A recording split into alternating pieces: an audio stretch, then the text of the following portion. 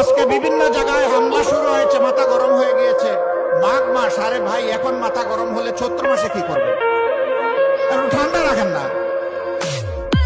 এখন তো আরামদায়ক বাতাস আছে, আবহাওয়া আছে, এই সময় গরম করিয়েন না মাথা। পায়ে পাড়া দিয়ে মুখের উপর ঠুটের উপর ঘুষি মারবেন আর বলবো যে এবার কানটাও ছিঁড়ে নেরি, কাজ হবে না। বরঞ্চ সমান ওজনের হিসাব নিকাশ আপনাদের দিকে ফিরিয়ে দেওয়া। আমরা কারো পায়ে পাড়া দিয়ে ঝগড়া বাঁধাতে চাই না, কিন্তু কেউ ঝগড়া বাঁধাতে আসলে ছেড়েও দেওয়া হবে না। আমরা কি চাই সেই দুঃশাসনের যুগ আবার ফিরে আসুক, সেই ফেসিবাদ আবার ফিরে আসুক? যদি আমরা না চাই, তাহলে যে দুঃখী মানুষগুলোর কথা বললাম, আজকে তাদের মুখে হাসি ফোটানোর জন্য নতুন লড়াই আমাদেরকে শুরু করতে হবে ইনশাআল্লাহ। এ লড়াই কোনো দল, কোনো গোষ্ঠী, কোনো পরিবারের মুক্তির লড়াই নয়। এ লড়াই 18 কোটি মানুষের মুক্তির লড়াই। জাতি, ধর্ম, বর্ণ নির্বিশেষে সারা বাংলাদেশী জনগণের মুক্তির লড়াই। আজ তাহলে দেশবাসীর কাছে পরিষ্কার হয়ে গেল এই দেশের মানুষ, মাটি এবং সম্পদ, ইজ্জত কার কাছে নিরাপদ। এটা কি এখন আর বুঝতে কোনো বাকি আছে? কোনো বাকি নাই। সারা বাংলাদেশের জনগণ প্রত্যক্ষ করেছে খুব খুব রক্ত আর খারিকার লাশ। করোনা তার ব্যতিক্রম ছিল না। তাই ফ্যাসিবাদী শাসন আমলে শুরু থেকে শেষ পর্যন্ত, বরঞ্চ তারও একটু আগে আমি ফিরে যেতে চাই সেই পল্টন মোড়ের 2006 সালের 28 অক্টোবরের নৃশংস লঘুবিটার হত্যাকাণ্ডে। এখান থেকে শুরু করে 24-এর 5ই আগস্ট পর্যন্ত যাদের আত্মাহুতি, যাদের আত্মত্যাগের বিনিময়ে আজ আমরা বাংলাদেশ পেয়েছি, আমি সেই সমস্ত শহীদানের প্রতি গভীর শ্রদ্ধা নিবেদন করছি। যে সমস্ত ভাই বোনা জুলুম, অত্যাচার, ফ্যাসিবাদের প্রতিবাদ করতে গিয়ে আহত, পঙ্গু হয়েছেন, লড়াই করেছেন, দফায় দফায় মামলা গলায় নিয়ে জেলে গিয়েছেন, এমনকি অনেকের পক্ষে দেশে থাকাও সম্ভব হয়নি, আমি তাদের প্রতি সহানুভূতি এবং শ্রদ্ধা নিবেদন করছি। সম্মানিত ভাই বোনেরা, খুলনাকে একসময় বলা হতো শিল্পের রাজধানী। আজকে শিল্প 54 বছরে বিকশিত না হয়ে মুখ থুবড়ে পড়ে আছে। এক এক করে সবগুলা সরকারি ব্যবস্থাপনায় পরিচালিত শিল্প কারখানা বন্ধ হয়ে আছে। দুনিয়ার দেশগুলো শিল্পের দিকে এগিয়ে যাচ্ছে, আর আমরা শিল্পকে একটা একটা করে খুন করছি। আপনাদের স্মরণ থাকার কথা, 2001 থেকে 2006 4 দলীয় জোটের একটা সরকার ছিল। আমাদের সেই সময়ের সম্মানিত আমির শহীদ মৌলানা মতিউর রহমান নিজামী, তিনি এক সময় এসে 15 বছরের মাথায় শিল্পমন্ত্রীর দায়িত্ব পেয়েছিলেন। দায়িত্ব হাতে নিয়ে বলেছিলেন, আল্লাহ আমাকে তৌফিক দিলে আমার মেয়াদকালে নতুন করে আর একটি শিল্প কারখানায় তালা ঝুলাতে আমি দেব না। তিনি বলেছিলেন, আমি আমার যেটুকু যোগ্যতা আছে সবটুকু উজাড় করে বন্ধ, তালাবদ্ধ কারখানাগুলো আমি খুলে দেওয়ার চেষ্টা করব। এবং বাংলাদেশে তিনি তাই শুরু করেছিলেন। তার রেখে যাওয়া অসমাপ্ত কাজ এখন বাংলাদেশ জামাতে ইসলামী সহ 11 দল সম্পন্ন করতে চায়। এই শিল্প কারখানাগুলো বন্ধ হওয়ার কারণে লক্ষ লক্ষ শ্রমিক বেকার হয়ে পড়েছেন।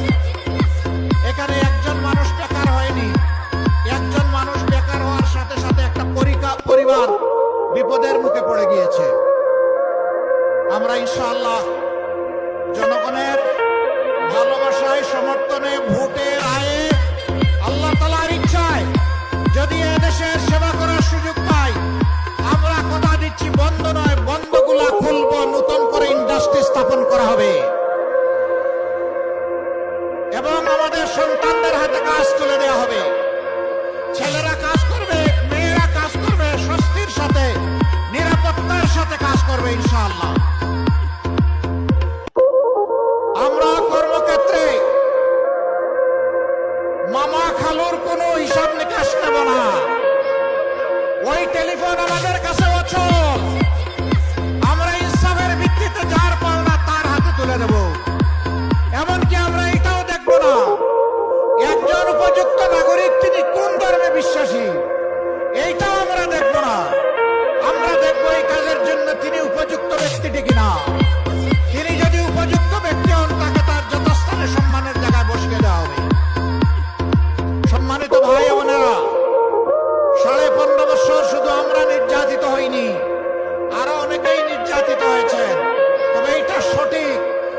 যেভাবে নির্যাতিত হয়েছে সেইভাবে অন্য কেউ নির্যাতিত হননি। কারো অফিস সবগুলো বন্ধ ছিল না পুরোটা সময় জুড়ে। কারো নির্বাচন কমিশনের নিবন্ধন অন্যায়ভাবে বাতিল করা হয়নি। কারো দলীয় প্রতীক কেড়ে নেওয়া হয়নি। কারো নেতাদের ঘর বাড়ি বুলডোজার দিয়ে ভেঙে ফেলা হয়নি। এবং শেষ পর্যন্ত দিশাহারা হয়ে কারো সংগঠনকে নিষিদ্ধ ঘোষণা করা হয়নি। এই সবগুলো ছিল জামাতে ইসলামের উপর চরম জুলুম। সেই সময় আপনারা আমাদেরকে আশ্রয় দিয়েছেন দেশবাসী, আপনারা আমাদেরকে ভালোবাসা উপহার দিয়েছেন, আপনারা সাহায্যের হাত বাড়িয়ে দিয়েছেন, মায়েরা আমাদের জন্য খাবার সংগ্রহ করেছেন, ভাইয়েরা আমাদের নিরাপত্তার ব্যবস্থা করেছেন। সেই দিন আমাদেরকে আশ্রয় দেওয়ার মানে ছিল নির্ঘাত আপনার সম্পদ, আপনার জীবন এবং আপনার ইজ্জতের পর আপনি আক্রমণকে আহ্বান করে নিচ্ছেন। সরকারের কুপানলে পড়বেন, আপনারা তা পরোয়া করেননি। আমাদেরকে আপনারা আদর করে ভালোবেসে আপনাদের কুলের মুখে আমাদেরকে ঠাঁই করে দিয়েছিলেন। আমরা আপনাদের কাছে বড়ই ঋণী। এ ঋণ পরিশোধ করার কোন শক্তি আমাদের নেই। মহান আল্লাহ তাআলার দরবারে দোয়া করি, যেভাবে আপনারা আমাদের জন্য নিরাপদ আশ্রয় করে দিয়েছিলেন, আল্লাহ যেন এই দুনিয়া এবং আখিরাতে আপনাদের জন্য সেই নিরাপদ ঠিকানা ঠিক করে দেয়। আজ বলতে পারেন আমি এখানে দাঁড়িয়েছি বাংলাদেশ জামাতে ইসলামের পক্ষে কথা বলতে নয়। সেই 15.5 বছর মায়ের বুক থেকে যে সন্তানকে কেড়ে নেওয়া হয়েছে, আমি ওই মায়ের পক্ষে আজকে কথা বলতে পারি। যে বাবার বুক থেকে তার সন্তানকে তুলে নেওয়া হয়েছে, আমি সেই বাবার পক্ষে কথা বলতে দাঁড়িয়েছি। যে বোনটির বুক থেকে তার স্বামীকে উধাও করা হয়েছে, আমার সেই বোনটি, আমার মজলুম বোনটির পক্ষে আমি এখানে দাঁড়িয়েছি। যে 25 সন্তানগুলোকে এতিম করা হয়েছে, আমি সেই এতিম অবুঝদের পক্ষে এখানে দাঁড়িয়েছি। ঘুরে ঘুরে সারা বাংলায় তখন চেষ্টা করেছি সেই মজলুমানের খোঁজখবর নেওয়া। তাদের দুয়ারে গিয়ে হাজির হয়েছে জীবনের রিস্ক নিয়ে। আমি তাদের চোখের কোনায় তরল পদার্থ দেখেছি। সেই তরল পদার্থ চোখের সাধারণ পানি ছিল না। তাদের আপনজন প্রিয়জন হারানো যে মানুষগুলো দুনিয়া থেকে চলে গিয়েছে, তাদের রক্তের ফোঁটা আমি চোখের কোনায় দেখতে পেয়েছিলাম।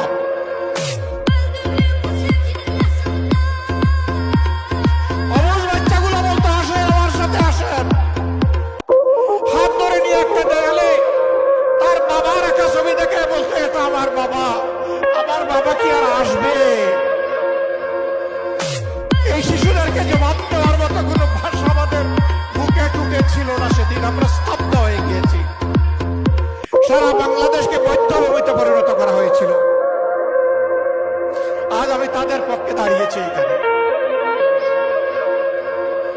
আমি দাঁড়িয়েছি 11 কোটি মানুষের পক্ষে, সিন্ডিকেট করে চাঁদাবাজের কবলে ফেলে যাদের উপর আর্থিক, দৈহিক, মানসিক সব ধরনের নির্যাতন করা হয়েছে।